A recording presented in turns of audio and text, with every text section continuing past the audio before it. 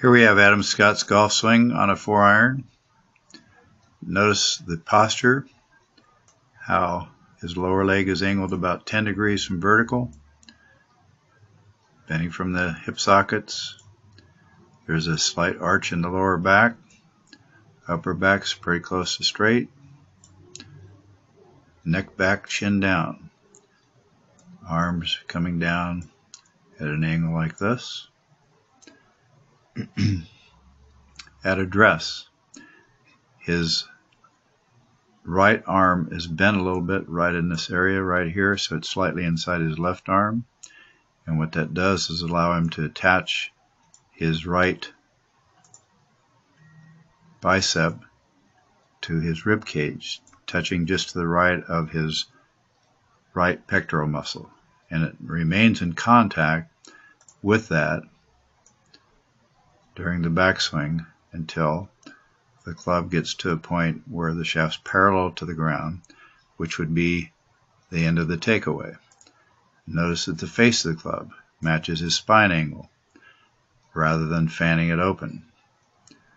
And so again, at this point, the inside of his bicep is still touching his rib cage just to the right of his pectoral muscle. Then as he comes on up, his wrist will cock up, and also the right wrist will hinge back, and the right elbow will come up so that at the top of his backswing, the back of the left hand is in line with his forearm and the right wrist is hinged back, like so.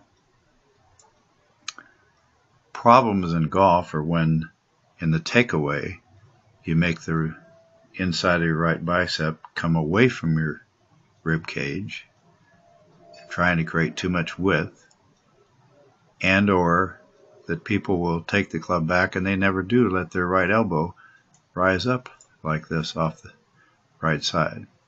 So a very important key to getting speed in a golf swing is working the wrists and the right elbow correctly. As once you've accomplished that, at the top of the swing, it'll feel like your right hand is about 6 inches above the right shoulder. It may not look that way, but that's what it feels like. And then as you come on back down, the right elbow will come right down in front of your right side, lagging the wrist cock and arm rotation, and then it goes ahead and releases down to the ball. At impact, the left wrist will be bowed out, the upper body will be angled down, and the hips will be open.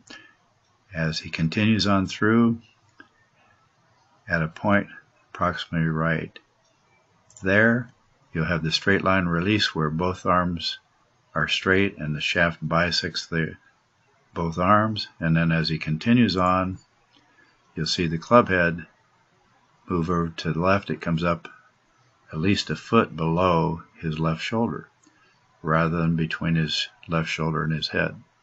Very important to let it go over there to square it up through impact. And then as he continues on into the follow through,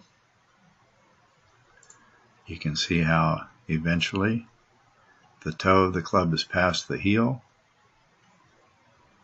indicating that he has allowed, here's the toe, past the heel, indicating that he has allowed the club to release through the impact.